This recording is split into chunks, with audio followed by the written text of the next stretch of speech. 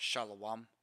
First and foremost, I want to give all praises, honor, and glory unto Yahweh, Bahashem, Yahweh Shai, Bahashem, Rachakodash.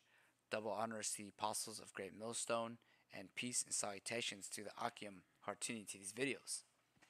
Now, in this video, I'm going to be speaking about another thing that the Sicarii group, as of recent, is up to. You can see almost every month this group is doing certain things that you can see that they're not moving in the spirit of Yahweh by Shem Yahweh Shai.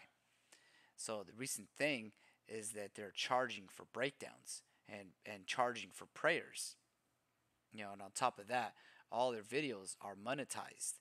And so you can see that money is what's really leading the group Sicarii. And the love of money is the root of all evil, as the scriptures say. Now, I'm going to read this here in Matthew's 10, because when Yahweh Shai came to a nation who needed healing because they were sick and downtrodden, he wasn't asking for money, and he laid the foundation. He laid the way on how we, followers of Yahweh Shai, are supposed to preach this gospel and ministry. We're not going to change it up because of filthy lucre's sake. And this is really about faith, and faith is the evidence of things not seen. Sorry, I said that backwards. Faith is the substance of things hoped for, and the evidence of things not seen. So we're not moved by carnal riches, even though we're out there really donating our time. What we want is our treasures to be stored in the heavens because of the actions that we're performing by pushing this word. Prophesying against Babylon and gathering the hopeful elect whithersoever they're scattered. And that's what Yahweh Shai laid the foundations to the disciples at the time, who later became apostles. So I'm going to start this in Matthew's 10, and I'll start at verse 5. These 12 Yahweh Shai sent forth and commanded them, saying, Go not into the way of the Gentiles, and into any cities of the Samaritans enter ye not, but go rather to the lost sheep of the house of Israel. And as ye go, preach, saying, The kingdom of heaven is at hand. Heal the sick, cleanse the leper, raise the dead, cast out devils. Freely ye have received, freely give. And so this right here is the thing that they're not practicing. We're getting closer and closer to these last days. It's going to become more and more evident that these people are wolves in sheep's clothing, that they're not led by the spirit of Yahweh, by Shem Yahweh Shai. They're led by their pockets. And in verse 9, it says, Provide neither gold, nor silver, nor brass in your purses. So it's letting you know that this is not about money, because Yahweh Shai came to a nation who basically doesn't have money. They're in a downtrodden situation where it's their faith that's going to allow them to be granted salvation, granted blessings, granted fellowship amongst the body. And so this is in Matthew's 9, and I'm actually going to start just a little bit above here. This is when Yahweh Shai was going to go and heal a young girl who was supposedly dead. But then a person, basically because of her faith, she said that all she wanted to do is touch his garment. So I'm going to start this in Matthew's 9 and 19. It says, And Yahweh Shai rose and followed him, and so did his disciples. And behold, a woman which was diseased with an issue of blood 12 years came behind him, and touched the hem of his garment. For she said within herself, If I may but touch his garment, I shall be whole. But Yahweh Shai turned him about, and when he saw her, he said, Daughter, be of good comfort. Thy faith had made thee whole. And the woman was made whole from that hour. It doesn't say that she paid him money or because of her financial situation. No, Yahweh Shai saw that her faith was at a level that she was made whole because of that. And it was Yahweh Shai saying this because this is the point that he's trying to get across. And, this is not about money. This is not about carnal things. This is about faith in Yahweh Shai and the message that he's bringing. So I'm going to read this here in 1 Timothy 6 and 10. It says, For the love of money is the root of all evil, which while some coveted after, they have erred from the faith and pierced themselves through with many sorrows. And if you're coveted for money, you're chasing after that bag, you're not led by the Spirit. Because if you really were led by the Spirit, you would know that Yahweh Hashem Shai will tend to his flock, his ministry, in the sense that we're going to eat. First and foremost, you should be eating the words of Yahweh Hashem Shai, because that's the main thing that you can't live without. You can go a few days without water and food, but it's the words of Yahweh Hashem Shai that's crucial. And here it is, you're putting a paywall onto that. You're doing that for money's sake. If a person doesn't have enough money for one of your prayers, so you're pretty much going to turn them away, like the person who had the issue of blood. It's letting you know that these people, they got the love of money, and that's the root of all evil, because they're coveting after it. They're erred from the way.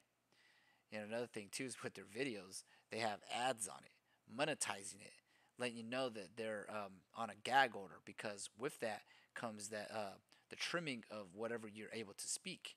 If we were going to do that, none of our videos would be on YouTube.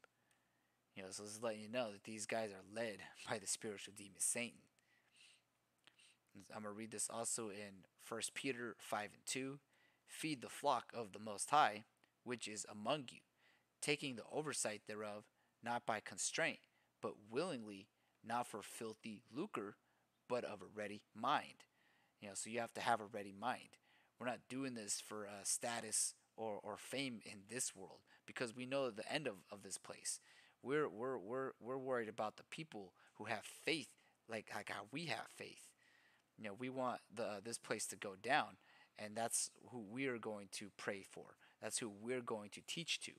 If a person comes up to us and they sincerely ask a question, we're going to judge their intent, their spirit, to see where they're going with this, where they're coming from. And if their spirit lines up, we'll actually give them a decent breakdown. Something that you would have to go to these theologian colleges to pay tuition for, or one of your colleges, Sicarii, which is all these breakdowns are freely on YouTube. But here it is, they're charging something that's as free as air. And I'm going to read this here in 1 Titus 1:11. It says, I'll start at verse 10. It says, "For there are many unruly and vain talkers and deceivers, especially they of the circumcision." And the scriptures warn us about those of the circumcision. Not every brother is a brother, especially if they're asking for money for something that you need. Like an example is if you're thirsty and you need some water, and you go to an Israelite brother and he's charging you for that water. He's pretty much, he doesn't want you to live.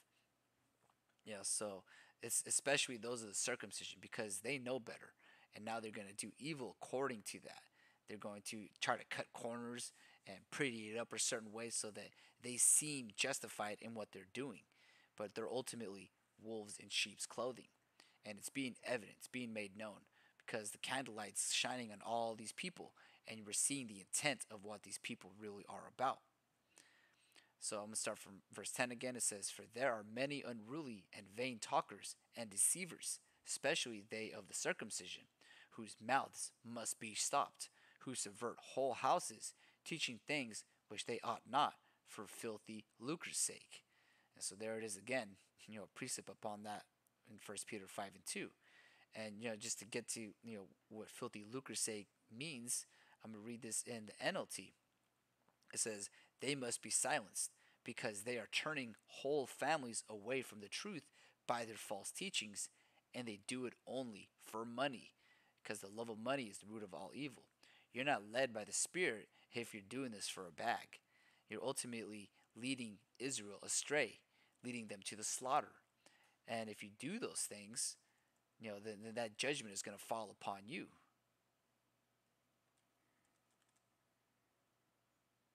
This is in Jeremiah 23, verse 1.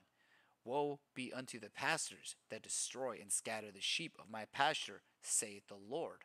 And if they're doing this for money's sake, they're subverting whole houses. So that's a lot of blood on your hands. I'm going to read verse 2. It says, "Therefore thus saith the Lord Yahweh power of Israel against the pastors that feed my people, ye have scattered my flock and driven them away, and have not visited them, behold, I will visit upon you the evil of your doings, saith the Lord.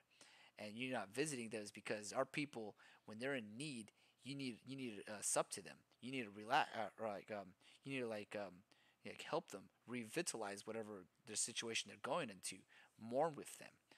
Yahushua was cleaning the feet of the disciples because he came to serve. He came to serve the believers in this ministry, and who have this faith. And these pastors who are subverting whole houses, and they're not visiting them with what they need, which is the words of Yahweh Hashem Yahushai, which they freely got, they should be freely giving. Then this evil is going to be upon them. So with that, I want to give all praises, honor, and glory unto Yahweh, Bahashem, Yahweh Shai, Bahashem, Rachakodash, Shalom Akim.